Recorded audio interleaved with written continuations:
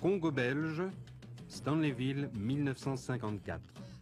Commémoration de la mort de l'explorateur Henry Morton Stanley.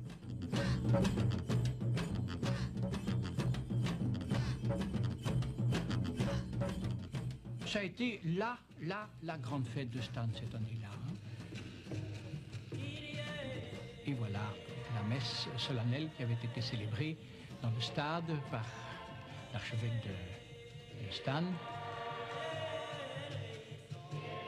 Voilà les chœurs avec le père qui dirige. Vous voyez que tous les enfants des écoles avaient revêtu leur uniforme. Ils étaient très nombreux parce qu'à Stanleyville, il y avait des écoles et une population scolaire absolument incroyable.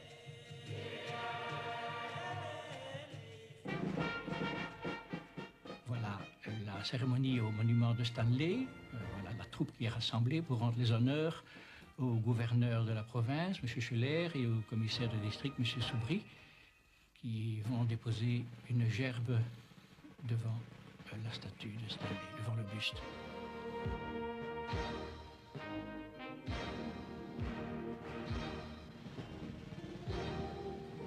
C'était une excellente occasion de montrer qu'on n'était pas resté inactif et qu'il y avait quand même quelque chose qui avait été réalisé.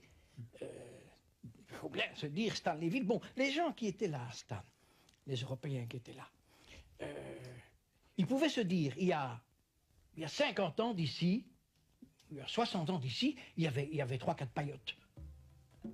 Et nous, c'est peut-être un petit peu orgueilleux de dire ça, on a fait une ville. Il y a un port, il y a des grues, il y a des routes, il y a des usines, il y a un chemin de fer, tout tourne, tout le monde est ravitaillé, la population gagne sa vie, il y a une activité énorme, on sent que ça bouge. Et je crois que c'est ça qui était le plus exaltant. C'était de sentir qu'on faisait bouger les choses, qu'on partait de rien, enfin de rien, oui, et qu'on faisait un pays, enfin.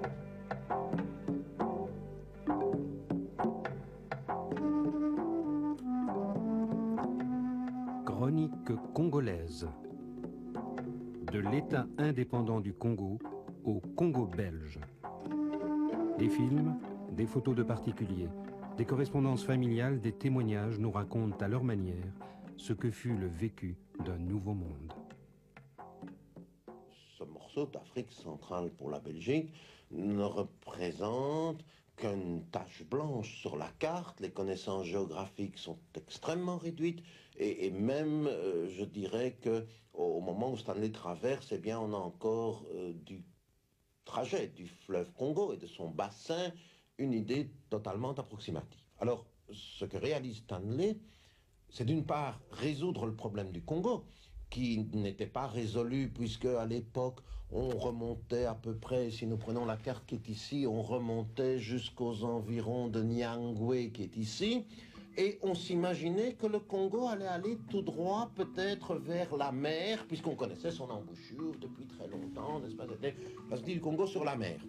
Alors, ce que Stanley va faire, c'est précisément remplacer cette droite imaginaire par l'immense arc de cercle du bassin conventionnel et par là même donner sa forme au pays.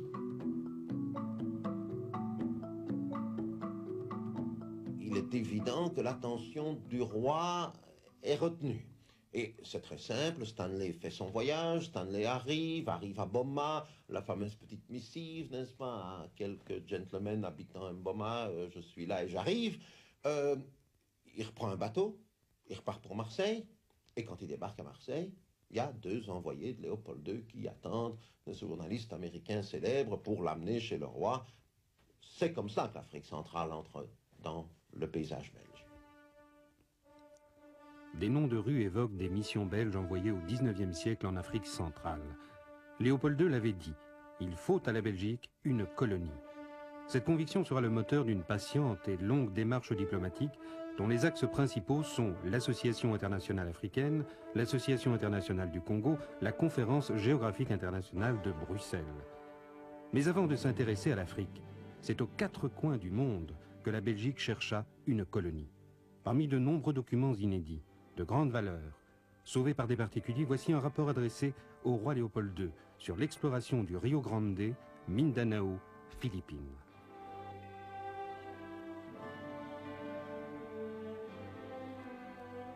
Le document que voici provient de la légation de Belgique à Constantinople. Il est daté du 28 août 1876 et il apprend au roi le refus du gouvernement turc, à l'époque on l'appelait la Sublime Porte ottomane, vis-à-vis d'une demande de concession pour des îles telles que la Crète, Rhodes, concession qui devait durer 90 ans. Ces documents, à la mort du roi Léopold II, étaient destinés à être détruits, tout simplement.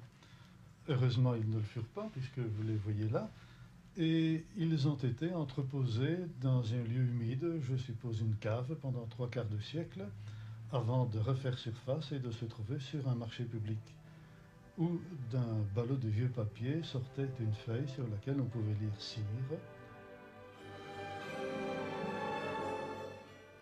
Une abondante correspondance internationale datée de 1885 révèle l'intense activité qui entoura l'organisation de la conférence de Berlin, convoquée par le chancelier Bismarck.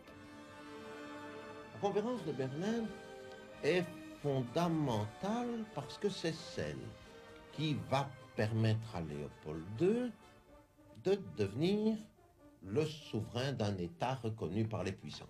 Le roi a évidemment un tout petit problème. Il y a dans la Constitution un article 62 qui dit qu'il ne peut pas avoir 2 couronnes sans l'autorisation des chambres et encore avec une majorité spéciale. Je crois que ça prend 2 jours pour qu'il l'obtienne dans chacune des assemblées. Bien, je crois que quelqu'un a dit que c'était par courtoisie ou par amabilité. Ça n'intéresse personne, n'est-ce pas? C'est le plaisir du roi qui peut avoir une 2e couronne. 1er mai 1885. Le Conseil des ministres autorise le roi à exercer sa souveraineté sur l'État fondé en Afrique par l'Association internationale du Congo. Les historiens se sont déjà penchés sur des masses de documents, mais ceux-ci ont le mérite d'être parfaitement inédits et inconnus, puisque, comme je l'ai dit tantôt, depuis la mort du roi, pendant 75 ans, ils ont été soustraits à toute investigation et à toute étude.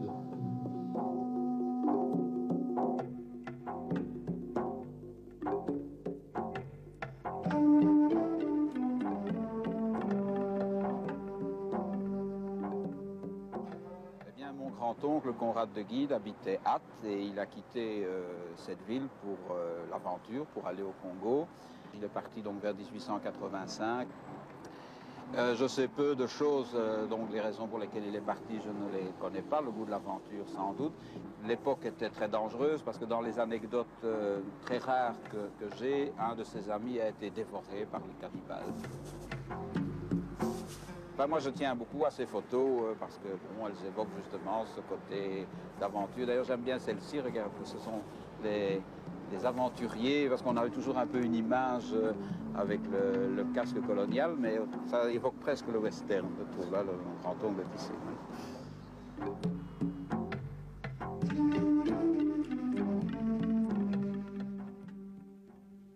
Le risque, l'aventure, le western...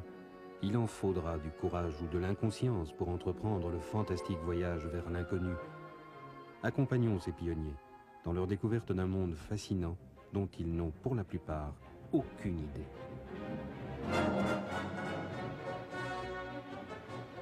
C'était qui voulait bien partir, c'était qui se présentait et qui les choisissait. Les collaborateurs immédiats de Léopold II venaient ceux qui voulaient se présenter. Il y avait d'ailleurs là-dedans autant d'étrangers que de Belges. Et vous serez frappé par la quantité de Scandinaves, d'Italiens, d'Allemands, d'Autrichiens. Certains d'ailleurs deviendront Belges suite à leur service à l'État indépendant. Il y a une catégorie probablement qui est un peu à part, c'est la catégorie des officiers de l'armée belge. Et là, il y a, je dirais, un rapport de personnes, n'est-ce pas? Vous savez que les officiers prêtent serment au roi. Et si le roi vous dit, vous marchez, bien, on marche, n'est-ce pas? Et quand on demande des volontaires, ils se présentent. À la fin du 19e siècle, Eugène Broé quitte Anvers pour l'Afrique. Soigneusement conservé par la famille, sa correspondance constitue aujourd'hui un témoignage irremplaçable. Mer calme, léger roulis, aucun incident. Pour passer le temps, chacun s'occupe à sa façon. Moi, je m'amuse à contempler la mer, à visiter le bateau de fond en comble, à assister aux manœuvres des marins, enfin à me fatiguer le plus possible. cette vie de passager devient de plus en plus ennuyeuse. On a trop bonne vie, on ne fait que boire, manger et dormir. Aussi j'aspire ardemment à notre débarquement à Boma. Vers le soir, la mer devient houleuse. D'énormes vagues se jettent contre le bateau et passent par-dessus bord. Les couloirs sont transformés en ruisseaux. À 9 h du soir, nous traversons l'équateur. Rien vu, rien senti. On procède aujourd'hui au baptême de l'équateur. Toute personne traversant l'équateur pour la première fois est arrosée de la plus belle façon. Vous passez sur le pont et au moment où vous vous y attendez le moins, un matelot vous lance un seau d'eau dans la nuque. Ceci, répété 2 ou 3 fois, achève la cérémonie. Dès mon lever, je monte sur le pont. Immédiatement, je m'aperçois que nous sommes dans le Congo. C'est un très beau fleuve dans lequel coule une eau d'une teinte rouge et d'un goût saumâtre. Les rives sont magnifiques. Vers 3 h, nous apercevons quelques habitations de Boma. À 4 h, 16 h, nous débarquons dans la capitale de l'État indépendant du Congo. Beaucoup d'Européens sont sur le quai. Je ne vois que des figures étrangères. Me voilà un peu désappointé.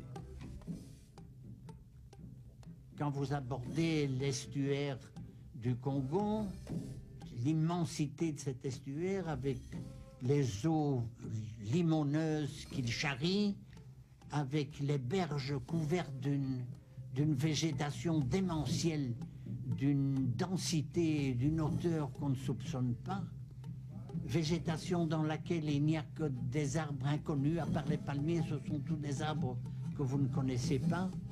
Les petits villages qu'on voit sur les berges et les négrillons nus qui courent vers le bateau en agitant les bras, on a l'impression là qu'on arrive non seulement dans un pays inconnu, mais dans un monde nouveau.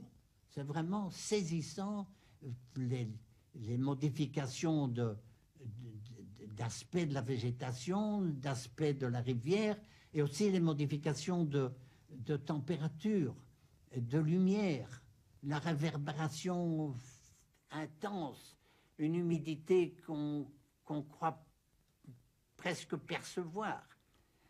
C'est tout à fait déroutant. Déroutant aussi ces cow-boys africains montant des taureaux. Il est vrai que le climat ne favorise pas l'utilisation des chevaux. À Boma, la première ville du Congo, la vie s'organise. Les Européens vivent entre eux, les indigènes dans la cité. Pour garder le moral, on tente de maintenir les habitudes de la métropole. Les dames conservent leurs chapeaux à plumes et leurs corsets.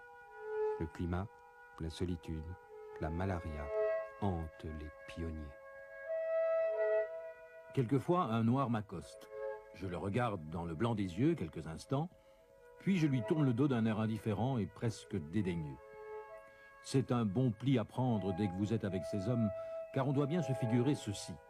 C'est que nous venons en maître, et si vous commencez à frayer, à être familier avec ces gens, votre prestige sera vite dissipé. Il ne s'agit pas pour cela de les frapper ni de les brutaliser, non. Il s'agit simplement de les tenir en respect, et par là de ne pas les laisser franchir en aucun point la fameuse barrière.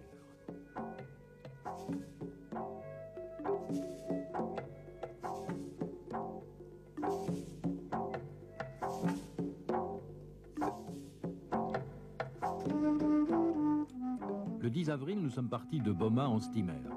Nous sommes arrivés à Matadi dans l'après-midi. Le 12, nous avons traversé le fleuve en baleinière et nous avons abordé à Chiango. Il y a un magasin où les porteurs ont déposé les marchandises.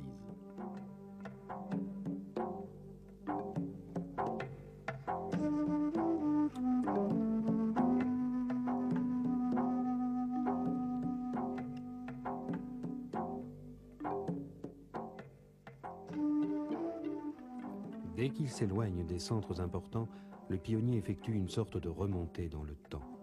Avec des moyens de fortune, il part affronter un monde dans lequel il ne pourra souvent compter que sur lui-même. Il y aura des gens des villes et des gens de la brousse. Mais en Afrique, c'est sur ses actes qu'on juge un homme, pas sur ses origines. Le 14, en route pour Isangila. Les porteurs sont recrutés par les chefs des villages. L'État les rétribue pour cela. Les hommes sont placés sous les ordres d'un nègre plus intelligent qui a grade de capitaine. Celui-ci est responsable des hommes et des marchandises. Ils portent les colis sur la tête. Ainsi, mes coffres en fer étaient portés chacun par un nègre. Les routes ne sont pas fort belles. C'est loin des routes pavées et bordées d'arbres. Le sentier est petit et tortueux. De hautes herbes vous coupent figure et main, sans compter les petites montagnes et les bois. Nous avons mis 31 jours pour faire le trajet Beaumal-Léopoldville, soit un peu plus de 250 km à vol d'oiseau.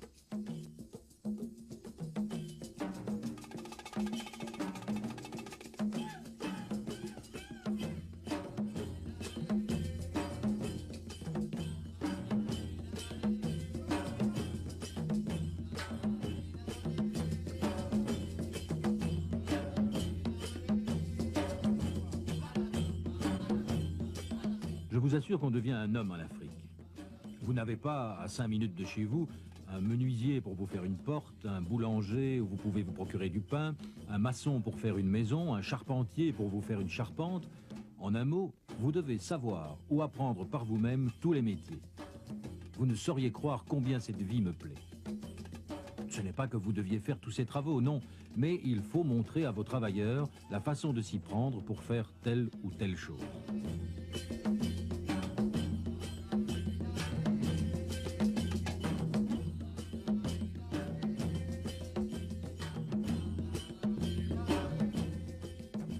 L'État indépendant du Congo a besoin d'argent. Il faut pour ça lever des emprunts. Et celui-ci est un emprunt de Bari auprès des banques allemandes. Et dans ce rapport, nous voyons que le Congo peut rapporter de l'ivoire, de l'huile de palme, des arachides, du ricin, du copal, du coton. En échange aux indigènes, on peut procurer du sel, de la poudre, du tissu, du rhum, de la pierre, des perles, des bains-plotteries, des verroteries, des bijoux de pacotille, etc. Vous voyez que l'échange est quand même fructueux. Quant aux affaires, elles vont bien. La source de l'ivoire n'est pas inépuisable. Suite aux instructions du gouvernement, j'ai entrepris la récolte du caoutchouc. En 15 jours, j'ai pu faire 1 tonne de ce produit. C'est déjà joli, mais je compte faire mieux dans quelques temps. Il y a beaucoup de caoutchouc ici. Certains jours, j'en achète 60, 80 kilos. Le 12 mai, j'en ai acheté le plus, 156 kilos. Et ça, par morceaux gros comme mon poing. Ces derniers temps, il y a eu du relâchement dans l'achat du caoutchouc. Ce n'était pas de ma faute, ni de celle des indigènes. En voici le motif. Au mois d'octobre, mes chers noirs font leur provision de sel. Pendant qu'ils faisaient ce condiment, ils ne pouvaient pas faire du caoutchouc. De là, ce relâchement. Les noirs sont très friands du sel européen. Je leur ai demandé si en échange de sel, ils m'apporteraient du caoutchouc.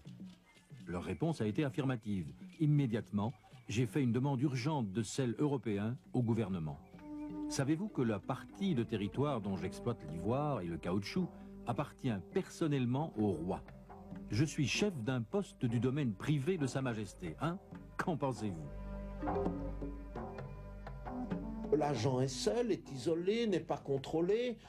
Les circonstances de vie sont pas commodes. Faire travailler les Africains, et je m'empresse de dire que je ne veux pas dire cela en disant qu'ils sont paresseux, mais simplement on vient les arracher à leur système en leur disant maintenant vous allez planter du caoutchouc et faire du caoutchouc.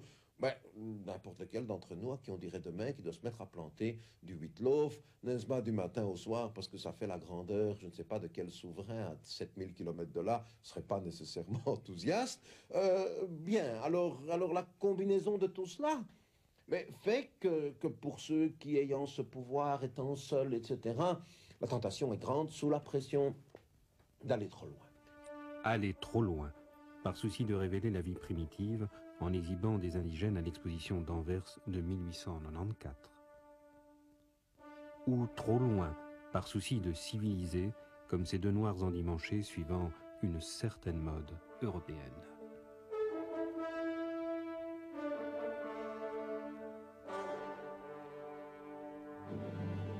L'Européen est convaincu que le respect de la justice fait partie de son œuvre civilisatrice. Mais comment punir la faute quand certains affirment qu'en Afrique, la prison tue et que seul le fouet corrige? La chicotte restera longtemps un sujet de discussion. Mais la chicotte, c'était un air d'hippopotame. On était punis pour un vol, des blessures, toutes sortes de choses comme ça. Les Noirs, on les déshabillait, leur enlevait leurs culottes et on devait les frapper. Seulement, dès la première goutte de sang, ils devaient arrêter. Et les Noirs avaient trouvé un truc pour ça. C'est-à-dire qu'ils s'asseyaient pendant toute la nuit dans un bassin plein d'huile. Et leur peau était tellement fragile qu'au premier coup, ils avaient du sang qui sortait. Et comme ça, ils évitaient d'avoir trop de coups de chicotte.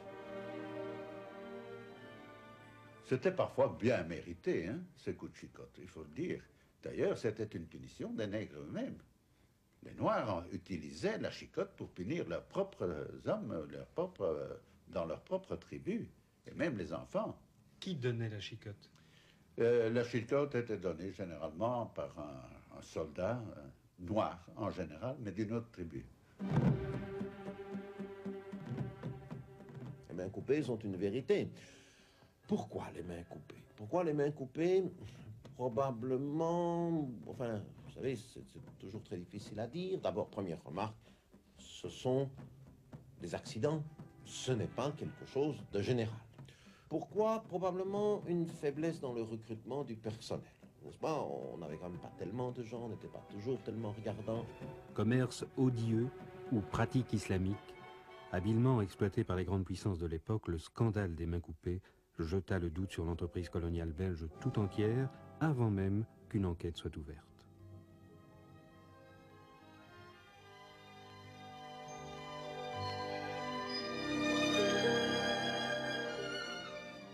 La bigamie existe sur une grande échelle. Pour n'en citer qu'un exemple, je vous dirai que le chef du village n'a que 5 femmes. Il peut les conserver. Ici, je crois que j'aurais du mal à attraper le goût du mariage parce que je déteste les femmes noires. Les noirs, je les estime assez, mais les femmes noires me dégoûtent horriblement. Aussi, quand je surveille les travaux, car les femmes travaillent ici, je vous assure que je suis sur leurs talons. Elles n'ont pas le temps de faire aller leurs clapettes. Elles m'ont déjà donné un petit nom en Swahili, qui veut dire « le blanc qui ne rit pas ». Moi, j'en ris. Que ma reine se rassure, les femmes noires ne me plaisent pas, elles me répugnent.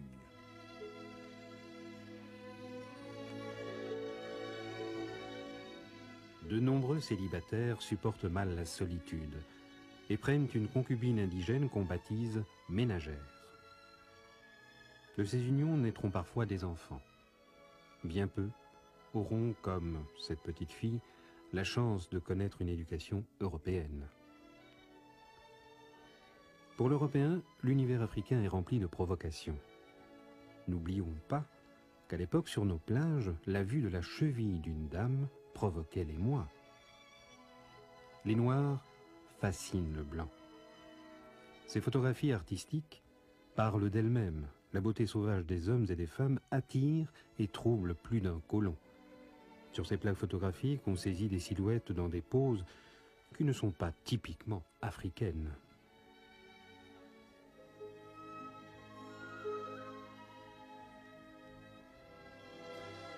Mais on veille à mettre en garde l'homme blanc pour qu'il ne succombe pas aux mœurs primitives des indigènes. Des institutions comme le mariage sont là pour lui rappeler certains devoirs. Sous les tropiques, l'union légitime apparaît comme un frein salutaire aux tentations. On présente la famille comme le meilleur gardien de la moralité. Marié, le colonial réalise un idéal complet, car en fondant un foyer, il crée une cellule civilisatrice et montre le bon exemple.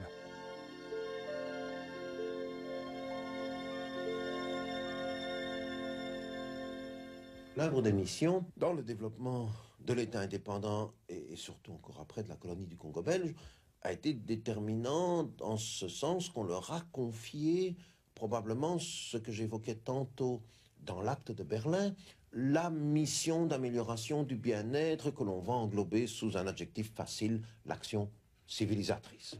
Et le point essentiel, ça va être l'enseignement. Mais c'est pas seulement l'enseignement, il ne faut pas oublier que toute mission qui se trouve en Afrique est un peu comme une abbaye chez nous au Moyen-Âge, et que l'abbaye chez nous au Moyen-Âge, c'est pas seulement un centre d'enseignement ou un centre culturel, c'est un centre médical, c'est un centre agricole, il y a des ateliers, il y a, n'est-ce pas, tout un foyer d'implantation du mode de vie européen qui est absolument fondamental. Et là, je crois que l'infrastructure est autant missionnaire qu'administrative. Je dirais qu'au départ, elle est probablement plus missionnaire qu'administrative.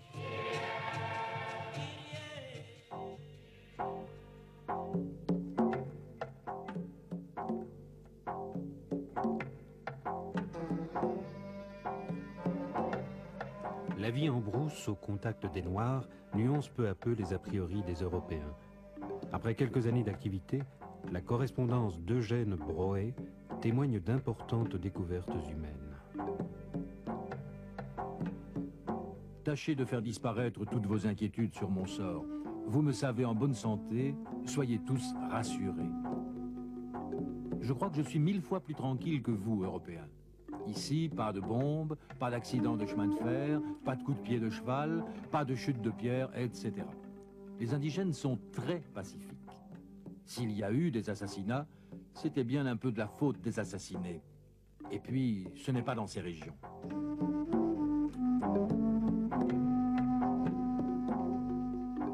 Il faut y être pour se figurer ce que c'est que les indigènes.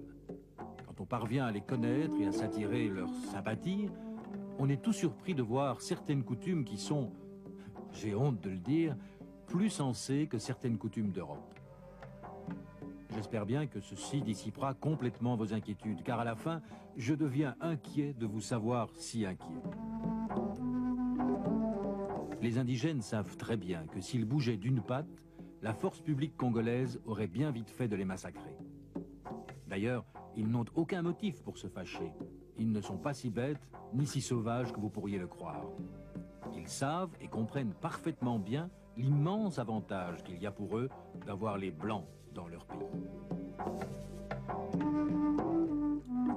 Ces photos datent de la fin du 19e siècle. Quelques notes les accompagnent.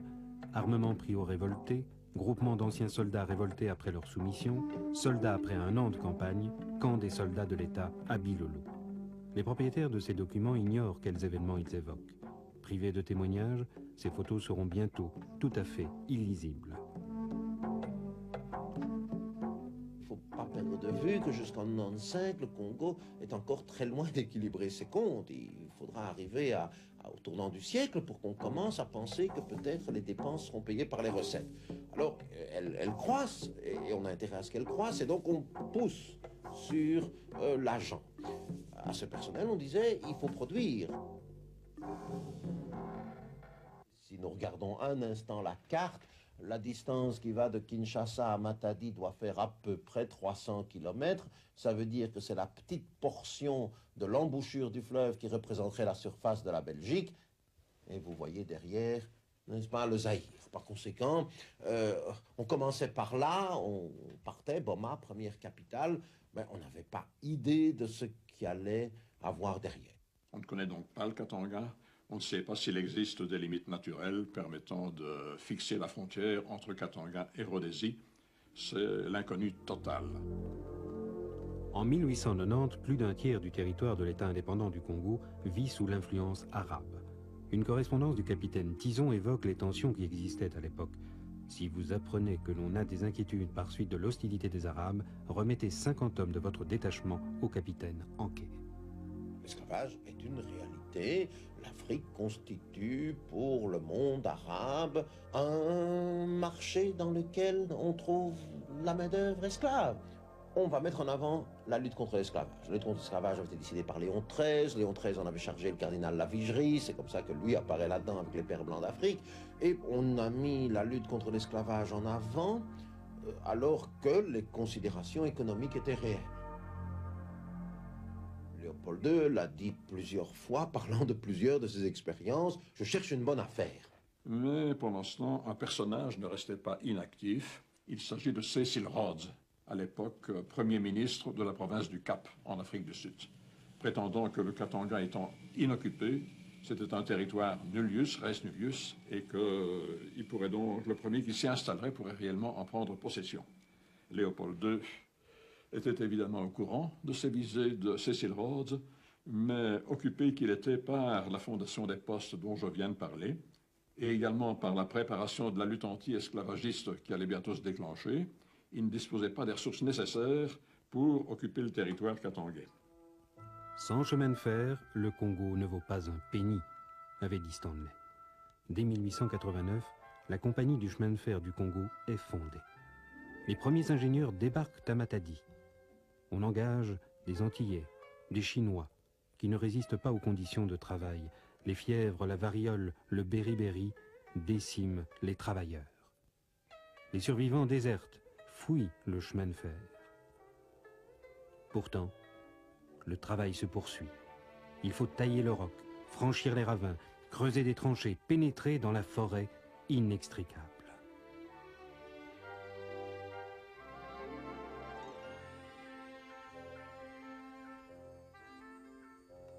Voici le premier ticket payant de l'exploitation des 40 premiers kilomètres. 1892, inauguration de la section Matadi-Kenge. 1898, le dernier rail est posé. Le premier chemin de fer de l'Afrique centrale est belge.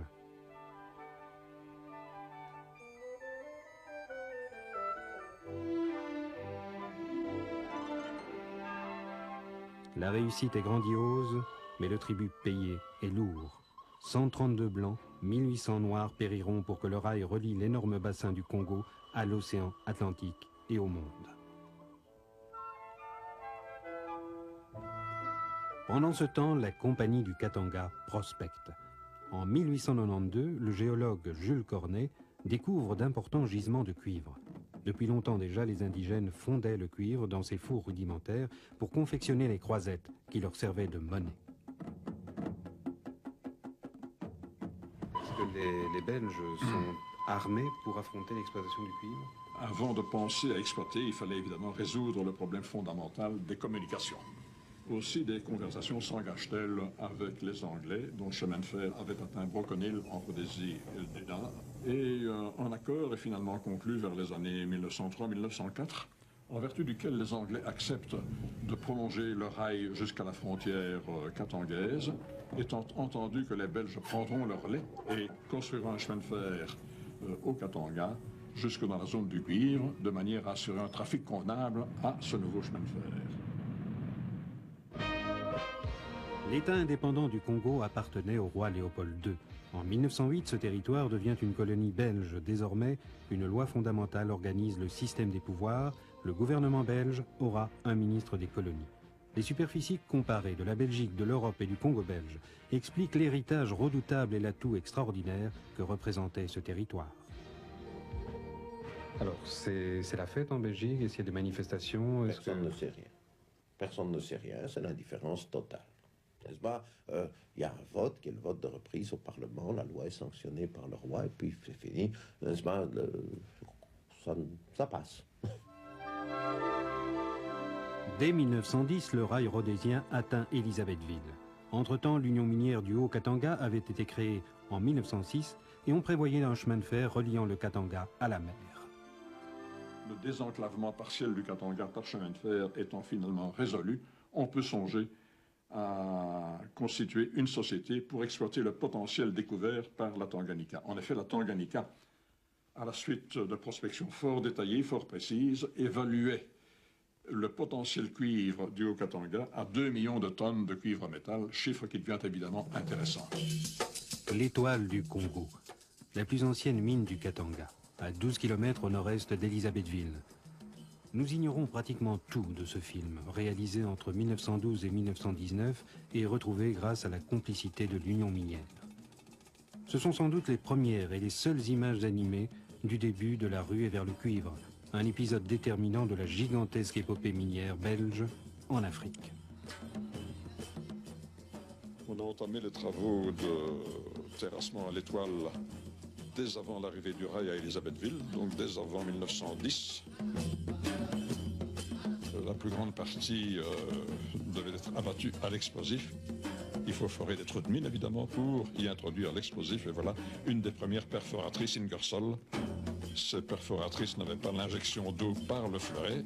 Il fallait donc continuellement refroidir ce fleuret en envoyant de l'eau dans le trou de mine.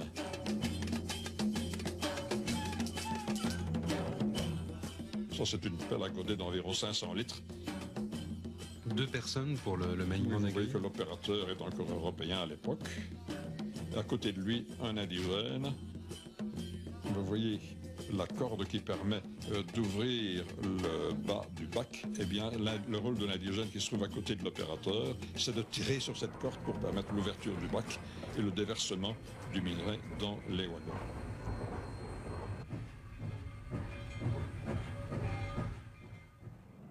Ici, on a entamé, je ne sais pourquoi, une exploitation souterraine, probablement dans cette couche particulièrement riche. Je suppose que c'est la raison pour laquelle on s'est enfoncé en souterrain. Il y a donc là un plan incliné qui permet la remonte des wagonnets de Coville.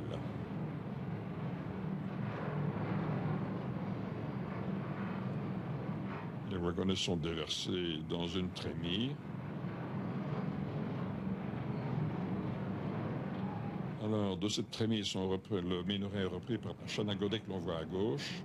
Et alors, le minerai passe dans un dépulpeur qui sépare les produits très fins, c'est-à-dire la poussière, somme toute, de minerai, des blocs.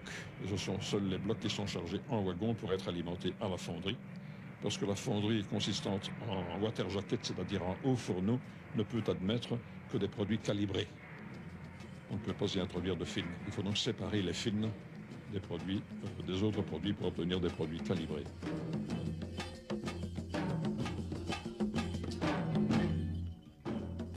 C'est un travail assez simple, n'est-ce pas? Et comme le noir est très imitateur, comme c'est un travail répétitif, on le lui apprenait assez aisément.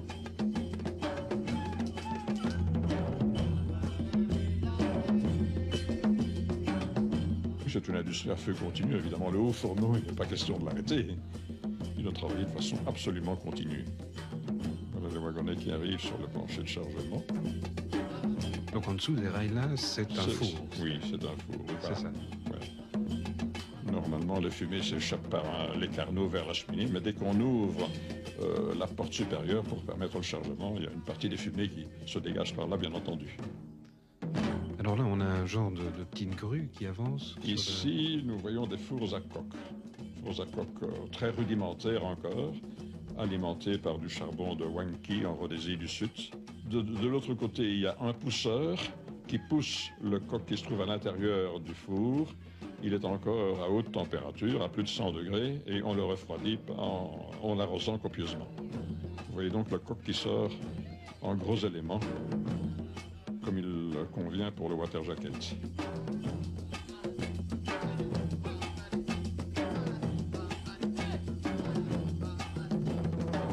Ici, nous sommes en dessous, à l'étage inférieur du water jacket. On débouche un trou de coulée et vous voyez le cuivre qui s'écoule dans les lingotières placées sur un chariot. Voilà la coulée du cuivre. Et combien pesaient ces lingots? Oh, ceux-là, je suppose qu'ils doivent peser une petite centaine de kilos, 70-80 kilos, je suppose, enfin, parce qu'on ne se rend pas bien compte de la dimension exacte. Et c'est du cuivre pur? Oh, c'est un cuivre noir, mais assez pur, parce qu'à l'époque, on était moins exigeant sur la qualité des matières premières. Autour de l'étoile, il y avait des villes, des villages? Oh, il n'y avait rien du tout. Le pays était pratiquement un désert humain. Les villes n'existaient pas encore. Il existait quelques maisons d'Européens autour d'Élisabethville, mais à cette époque-là, c'est seulement, je crois, en 1910 ou 1911 qu'il a été décidé d'installer le chef-lieu de la province, la capitale de la province, à Élisabethville. Enfin, l'exploitation devait absolument se suffire à elle-même. Il fallait tout. Oh, bien sûr, oui, il fallait absolument tout importer, n'est-ce pas? Parce que les ressources du pays, au point de vue alimentaire, agricole, étaient pratiquement nulles. Convaincu que seul un personnel en bonne santé assure un bon rendement, l'Union minière multiplie hôpitaux et installations sanitaires dont les Noirs furent les premiers bénéficiaires. Lorsque l'on a créé l'Union minière, la décision de fonder une grande industrie minière et métallurgique dans ce coin isolé de l'Afrique, en plein centre de l'Afrique, comportait évidemment de risques sérieux et devait se heurter à de très grandes difficultés. La première de ces difficultés, c'était l'absence de voies de communication. Ça a été résolu en principe, comme je viens de vous le dire, et le rail atteindra Élisabethville en 1910. La seconde difficulté extrêmement importante, c'était le manque de main-d'œuvre sur place. Alors, on recrutait donc le long du rail, arrêté à Brogonil, et il fallait alors venir en caravane jusqu'au Katanga, et le trajet durait au minimum 20 jours.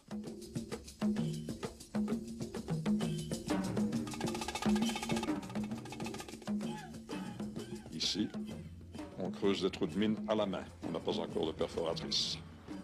Alors, à Kambouve également, assez rapidement, on a ouvert une petite exploitation souterraine. L'exploitation de Kambouve va commencer en quelle année approximativement? Aussi vers les années 13, probablement 12 ou 13.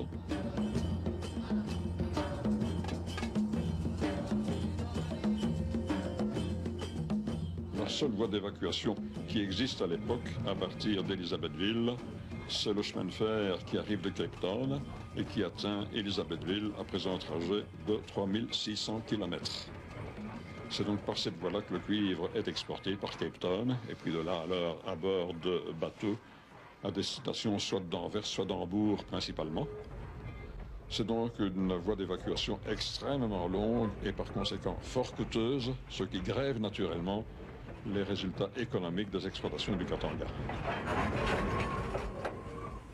Il ne faut pas croire qu'après 1906, l'Union minière est entrée directement dans une période de gloire.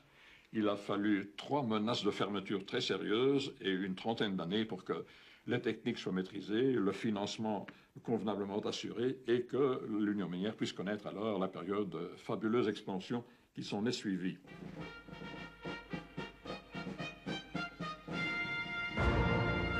Les découvertes du Katanga excitent la convoitise des puissances coloniales européennes jusqu'alors apparemment insensibles au Congo. En 1886, Léopold II crée la force publique. Sa mission est double, défendre le territoire, maintenir l'ordre tout en participant à la pacification du Congo. Le service militaire devient obligatoire en 1894. Les problèmes sont nombreux. Pourtant, lorsque le 9 août 1914, l'Allemagne attaque le Congo, les troupes du Katanga sont devenues une force homogène qui permet une mobilisation rapide.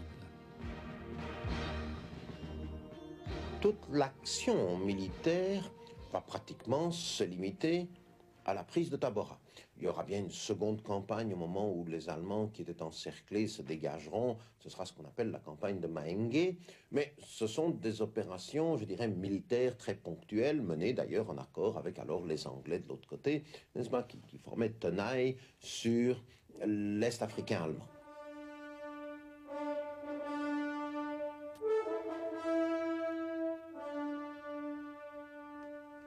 Nous n'évoquerons pas les nombreux affrontements qui se déroulèrent dans d'épouvantables conditions. Nous retiendrons simplement le retour victorieux de la force publique à Boma, où les militaires et anciens militaires belges accueillent les vainqueurs du Cameroun.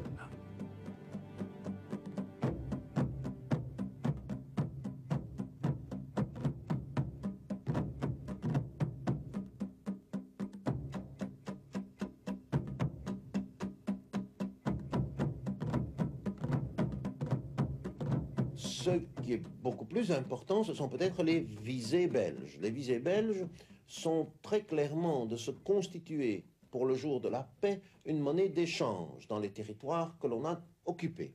Et cette monnaie d'échange, dans l'esprit de l'époque, doit permettre à la Belgique de négocier dans un accord tripartite avec l'Angleterre et le Portugal l'élargissement de l'accès du Congo belge à la mer.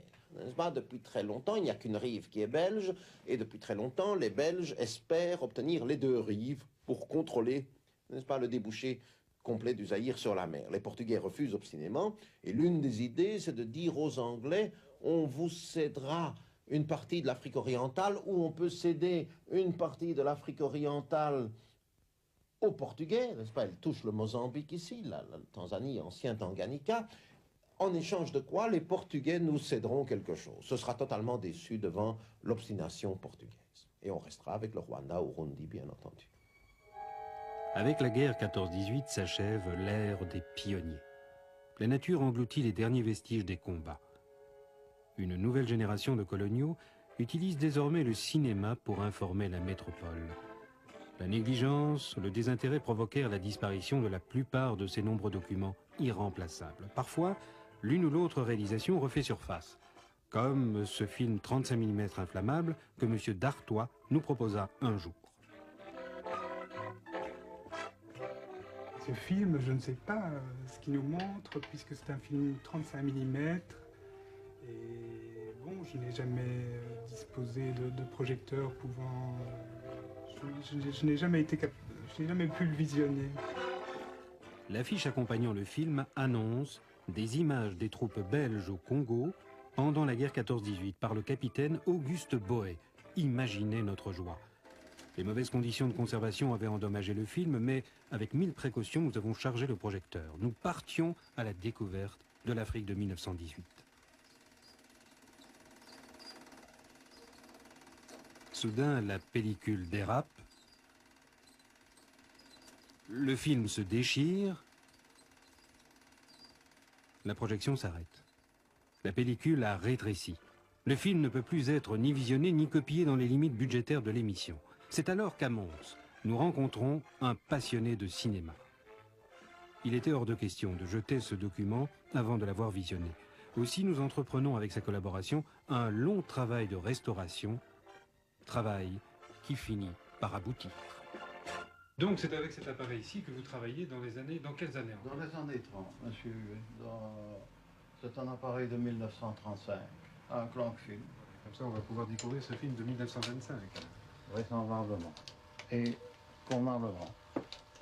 Il ira peut-être un peu vite, mais... Eh bien, si on mettait en marche.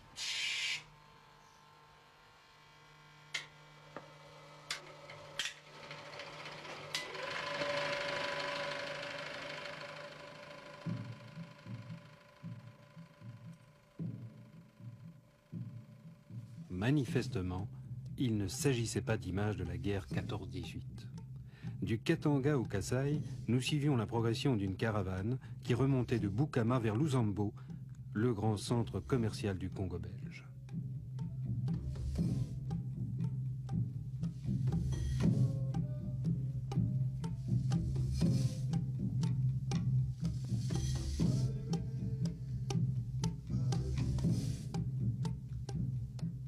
Dans les années 20, qui suivent immédiatement la guerre, l'idée est véritablement de commencer peut-être l'autre partie de ce dont parlait l'acte de Berlin, une occupation effective et une administration. Alors évidemment, au moment où l'on part dans cette voie-là, je crois que tout suit. On met en place l'administration, derrière l'administration va suivre beaucoup plus facilement le commerce, va suivre beaucoup plus facilement l'agriculture, l'élevage, les activités médicales. C'est vraiment la mise en place du système colonial belge. Bientôt, la capitale du Congo belge sera transférée de Boma à Léopoldville. De grandes réalisations se préparent, l'activité se développe. Nous ne ferons pas l'exégèse du développement économique, des nombreux travaux entrepris, des innombrables sociétés exploitant les fabuleuses richesses de ce vaste territoire. Guidés par les films de particuliers, nous irons à la rencontre des témoignages de ceux qui vécurent au Congo pendant l'entre-deux-guerres. C'est à ce voyage candide dans le temps, à l'écoute de leur expérience, que nous vous convions dans nos prochaines chroniques congolaises.